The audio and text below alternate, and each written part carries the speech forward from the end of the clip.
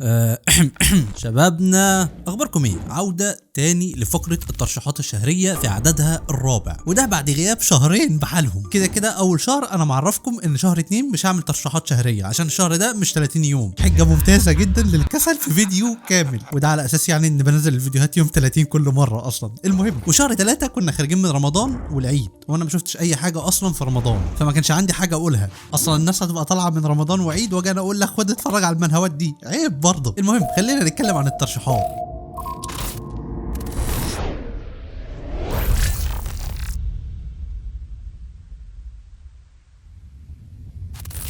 والترشيح الاول معانا هو ابسولوت ريجريشن. بص، هي نفس فايب نانو ماشين، طائفه شيطانيه وكده بس على ارقى. هي عمل راقي جدا، واحده من افضل المنهوات من ناحيه الحوارات تحديدا. انت لو داخل مستني قتالات وكده فلا، المنهوه دي مش هتقدم لك قتالات كتير خالص، انما هتقدم لك كم من الحوارات والاحداث الجامده جدا، وكمان تطرق لنوع من انواع العلاقات واللي هي علاقه الاب والابن، والتطرق ده كان معمول بشكل كويس جدا. القصه بتتكلم عن جيوم موجي، الشخص اللي افنى حياته كلها بيجمع في ادوات عشان يقدر يرجع بالزمن تاني، وفعلا بعد زمن طويل قدر يجمع الادوات دي وينفذ تقنيه الرجوع بالزمن عشان ينتقم ويقتل الشخص اللي قتل والده الشيطان السماوي وزعيم الطائفه، والشخص ده كان اسمه موا موجي. ولما بيرجع بالزمن بنبدا نشوف حياته في الطائفه الشيطانيه والاحداث اللي هيعملها عشان يمنع الحدث المأساوي ده من انه يحصل، وعمليه اصلاحه للطائفه الشيطانيه من الداخل لانها كانت مليانه فساد كبير جدا. وهي دي القصه بشكل عام. العمل ده بقى موجه لمين؟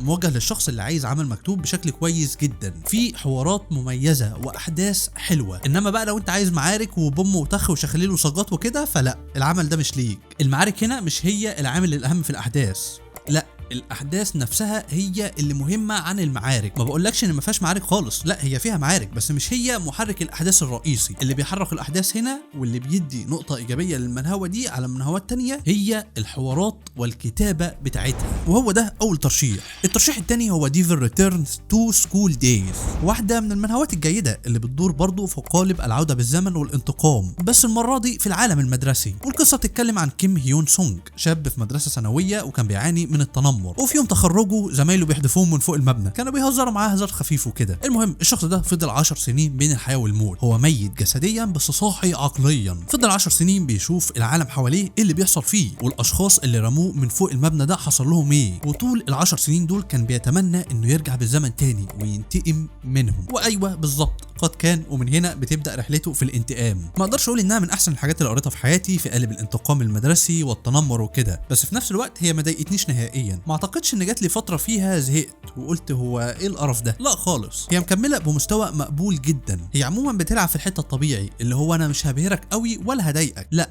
انا هفضل ماشيه معاك بشكل طبيعي جدا. هي بس فيها مشكله صغيره مضايقاني شويه. المنهوه بتحاول تبين لك ان العالم ده طبيعي نوعا ما، مفيش هنا اوفر باور، مفيش اي حاجه، عالم حقيقي. بس ان البطل يخش يضرب 18 عيل لوحده ده اللي مش حقيقي خالص. احنا هنا مش في مسلسلات احمد العوضي. النقطه دي كانت اوفر قوي قوي، انما غير كده هي هتكمل معاك بشكل عادي وطبيعي جدا. والترشيح الثالث هو ستار امبريسنج سورد ماستر. وبص يا اسطى عشان ابقى صريح معاك، الترشيح ده واللي بعده انت محتاج تصبر عليهم شويه. دي تحديدا انت مش هتديها وقت كبير قوي، لا هي بدايه ما يبقى تابع لشخص ما بتبدا الاحداث تاخد مجرى مختلف وتتحسن. القصه بتاعتنا بتتكلم عن فلاد، الشاب اللي كان عايش في منطقه بائسه وقاسيه جدا بتحكمها عصابات، وفلاد ما كانش عنده اي حاجه خارقه عموما غير بس حادثه واحده بس. في يوم من الايام بيتضرب ببرق اسود ويفضل عايش عادي جدا، ومن بعدها يبدا يسمع صوت بيكلمه. وفلاد كان نفسه يبقى فارس بس المكان اللي هو فيه ما بيسمحش بكده، وبسبب انه اتحط في موقف حياه او موت بيقدر انه يهرب من المكان اللي كان فيه. ومن هنا بتبدا الاحداث. وخلينا اكلمك عن اول مميزات المنهوه واللي هو الرسم. الرسم هنا عباره عن لوحه فنيه حرفيا، وكمان فكره النبل. المنهوه بتركز على نبل وطباع الفرسان وازاي البعض منهم بيبقى فاسد، وكل ده مع احداث البعض منها جيد والبعض منها ممتاز. احنا خلي بالك من بعد اول ارك بنبدا نتحرك في عدد مختلف من الاحداث، اوقات بتصيب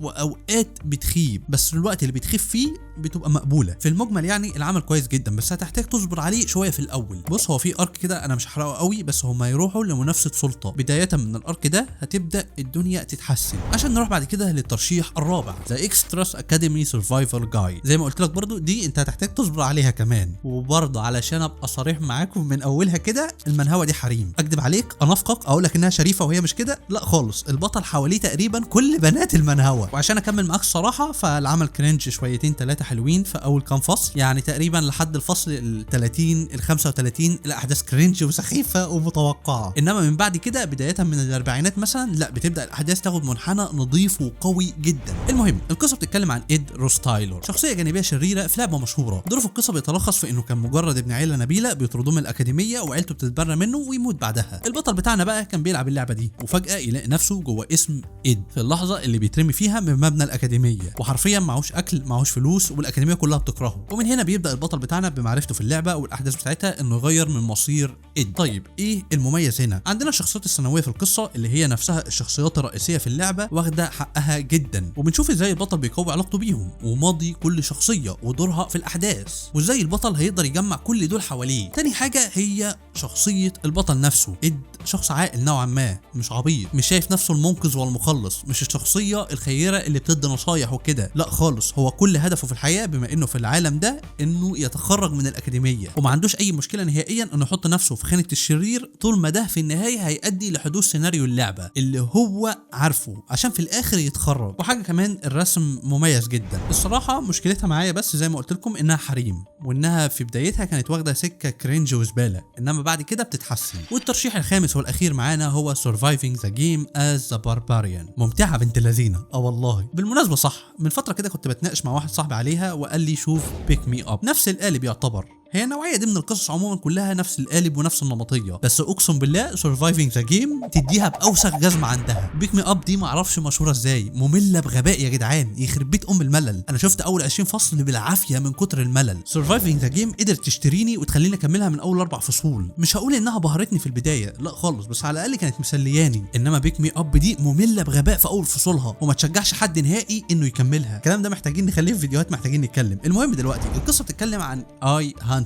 لو انا فاكر الاسم صح. المهم يعني هو شاب بيكتشف لعبه اسمها دانجن اند ستون، وفضل مده كبيره من الزمن بيلعب اللعبه دي ويعيد فيها وفي مهمتها لحد ما قدر في النهايه انه يوصل لاوضه الزعيم الاخير في اللعبه. بس طبعا اظن انت عارف ايه اللي هيحصل. ايوه بالظبط، يروح للعالم بتاع اللعبه في جسم بربري اسمه بيورن ياندل او ياندل حاجه زي كده. المهم واحده من اكتر الحاجات اللي ممكن تخليني احب المنهوه دي هي شخصيه البطل نفسه. بص عشان تبقى فاهم، عرق البرابره في العالم ده معروف عنهم الغباء، انما هو عشان بشري طبيعي جاي من عالم طبيعي فهو عنده ذكاء، وبيستخدم ذكائه ده كويس جدا عشان يفضل عايش وبطرق كتير حلوه. والقصه نفسها سريعه نوعا ما، احنا ما بنطولش زياده عن اللزوم قوي في بعض الاركات، لا احنا كل ارك واخد وقته المظبوط جدا، وكمان بيزق القصه لقدام بشكل كويس وبشكل نسبه توقعه مش عاليه قوي. يعني هديك مثال، انا في اول منهوه خالص كنت متوقع انه في البدايه هيعرفني على البرابره والمدينه بتاعتهم والعالم بتاعهم وكده، بس لا خالص، هو خدنا على طول للزنزانه، وفي وسط الزنزانه دي بقينا نعرف اكتر واكتر عن العالم وسط احداث الزنزانه نفسها. انا بحاول على قد ما اقدر ان ما احرقش حاجه، بس الاليه دي مستمره في المنهوه على طول. المهم هي فيها بس مشكله صغيره بالنسبه لي، احنا كلنا عارفين ان البطل لعب اللعبه دي كتير وعارف فيها وفاهم وكل حاجه، وان الاليه اللي بيشتغل بيها وقت ما راح لعالم اللعبه دي هي التخطيط والمعرفه. اوقات كتير جدا الحاجات دي بتحصل بشكل مفاجئ، مش بيبقى البطل مخطط لها من البدايه بحسب معرفته، فده بيخلينا احس انهم اقحموا الموضوع هنا عشان يعدوا الاحداث مش اكتر. يعني هو ما كانش تخطيط مسبق، لا دي معلومه حضرت دلوقتي عشان نعدي الحدث، انما غير كده فلا، المعلومه دي ما كانش متلمح ليها او ما كانش متخطط ليها من البدايه اصلا. تمام يا معلم. وبس هي دي الترشيحات. لو لاحظت ان انا الترشيحات المره دي منوع لك من كل حاجه حرفيا، عندك مورم، عندك حياه مدرسيه، عندك فروسيه، عندك سحر، عندك العاب. كان ناقصنا صيادين ونقفل التصنيفات كلها. ولا ثواني، سرفايفنج جيم تعتبر صيادين برضه. صح، كان في حاجه كمان، كان في ترشيح كده كنت عايز احطه بس اتكسفت من نفسي الصراحه، وتحديدا يعني بعد فيديو معين كده في القناه عندي، هو اعلى فيديو فيوز في القناه. عايزك تتخيل بقى ان بعد كل الهري اللي هريته ده كله في الفيديو، اجي في الاخر اقول لك روح شوف لوجينج 10,000 years into the future، وانا عامل فيديو كامل بلعن في اهالي اعمال الصقر كلها، واجي اقول لك خد ده عمل صقل في المستقبل، وده بسم الله ما شاء الله عليه في كل كليشيهات اعمال الصقل. العمل ده عامل شيك ليست كده بكل مساوئ اعمال الصقل، وعمال يعمل علامه صح على كل واحده منهم لما يعملها. بس الصراحه يعني الصراحه هي مسليه. انا مخلص 305 شابتر منها، وهي تقريبا وصلت ل 310 شابتر، فده اثبات يقول لك انها بالنسبه لي مسليه قد ايه، مع اني بكره اعمال الصقل كلها. بس المهم يعني هو خد ترشيح بونص. كرأي شخصي هو عمل زباله كجوده، انما كتسليه فهو مسلي الصراحه. وبس هنا نكون وصلنا لنهايه فيديو الترشيحات الشهريه، واشوفكم الفيديو الجاي. انما ما نسيتش فيديو الاعمال اللي انا بحبها من الرادايس ستوديو، وفي فيديو ركاب هعمله لعوده طائفه جبل هوا، بحيث يعني ان انت ما ترجعش تشوف الفصول اللي فاتت دي كلها لو ناوي تكمل بعد عوده المنهوى. لا انا هعمل لك الركاب السريع اللي يفكرك بالاحداث كلها في 10 دقائق كده، وتكمل من الفصول اللي نزلت جديده. وفي فيديو كمان عن منهوى كانت محمساني بشكل غبي جدا، في الاخر ادتني خازوق محترم وقالت لي ابلع يا نور. ده انا هعمل لها فيديو تاني قريب، في فيديوهات محتاجين نتكلم. وبس اشوفكم الفيديو الجاي، سلام.